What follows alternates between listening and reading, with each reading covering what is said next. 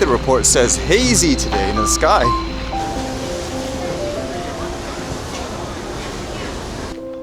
I was reading this today, which made me think maybe all that stuff I heard in the ground school class is actually true.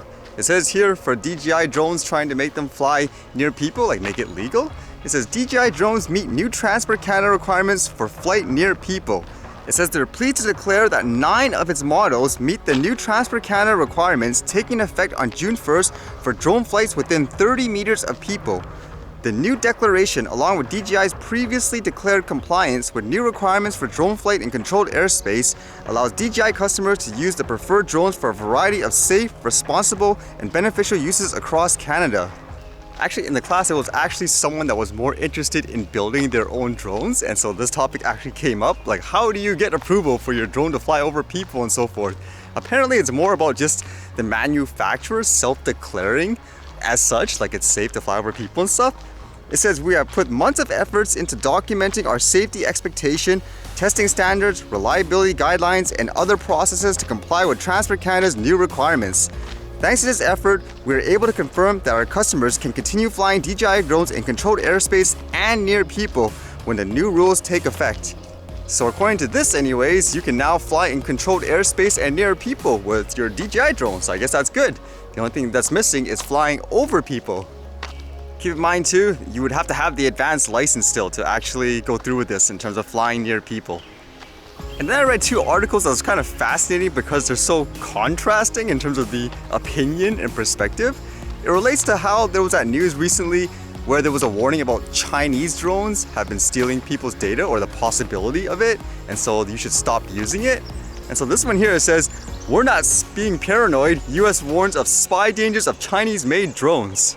It basically talks about that news of the DHS warning people about Chinese-made drones, and then that basically expands into topics how companies like DJI have such a big market share, I guess, like in North America, and people should be cautious about using their products, so to speak. At least that's kind of the narrative in terms of these articles.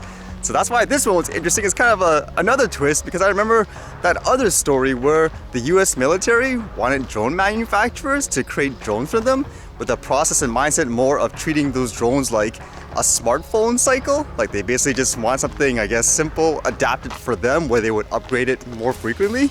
This says, French drone maker Parrot selected to develop spy aircraft for US military. Parrot, a longtime competitor to Chinese drone giant DJI, is one of the 6 companies selected by the US Department of Defense to build short-range reconnaissance aircrafts for the American military.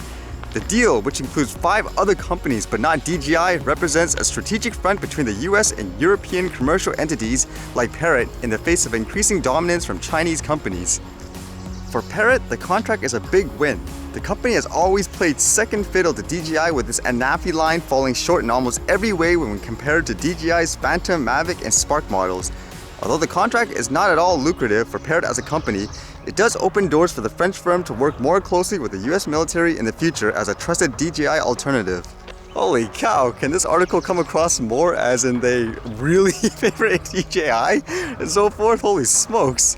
Like I can see the different perspectives, but it's just kind of interesting with the contrasting opinions in that way. It just seems so biased, huh?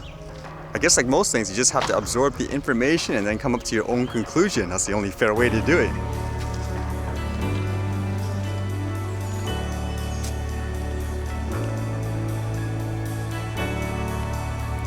Now that squirrel I can tell apart 100% with the tail.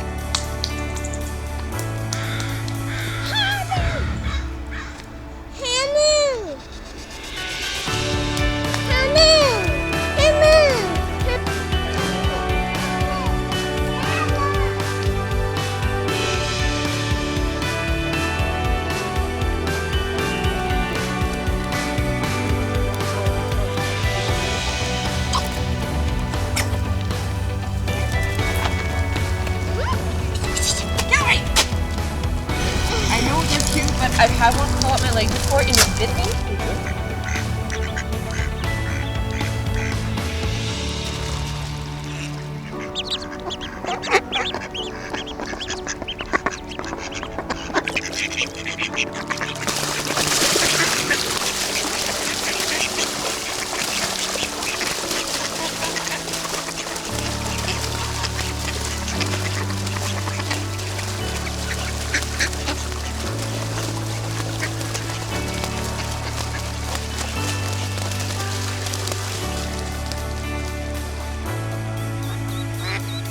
like a rumble.